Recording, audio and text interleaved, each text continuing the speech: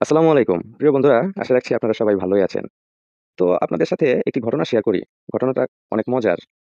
তাই ভিডিও দেখতে থাকুন, ঘটনাও শুনতে থাকুন। কি বলেন? হঠাৎ আমার এই পাগল মন তন্দুর রুটি খেতে মনে চেয়েছে। তো মন বলে কথা, তাকে কি আর না দিয়ে পারা যাবে? খুঁজতেছিলাম ভালো একটি দোকান, যেখানে সুস্বাদু এবং কি খাবারের মান ভালো হবে, এরকম টাইপের একটা দোকান খুঁজতেছিলাম। পেয়েও গেলাম। দেখলাম একজন দক্ষ কারিগর তন্দুর রুটি বানাচ্ছিল। সে এমনিই ব্যস্ত, দেখলাম ভালোই অর্ডার-টর্ডার আছে। তো আমি তাকে গিয়ে বললাম যে, "ব্যস্ত নাকি?" পরে বলল, "না, কি লাগবে?" বললাম যে, "আমাকে কিছু তন্দুর রুটি দেন।" তো দেখলাম যে সে তার অর্ডারটা ছিল, অর্ডারটা দিয়ে আমার রুটিগুলো বানানোর জন্য প্রস্তুত করার জন্য তড়িঘড়ি করে রেডি হয়ে গেল।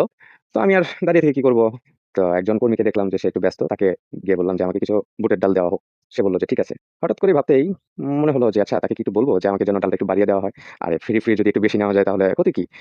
তো আবার এক মনে বললাম যে না, কর্মীকে বলে কি করব? মহাজনকে বলে দেখি। তাহলেই ভালো হয়। কারণ দোকানের মালিককে বললেই তো এটা ভালো। সে দেওয়ার এখতিয়ার রাখে। উচিতও এটাই। তো মহাজনের কাছে গিয়ে বললাম যে, "আমাকে ডালটা একটু বাড়িয়ে দিয়েন।" সে বলল যে, "আচ্ছা ঠিক আছে, সমস্যা নাই। আপনি একটু বসেন বা দাঁড়ান।"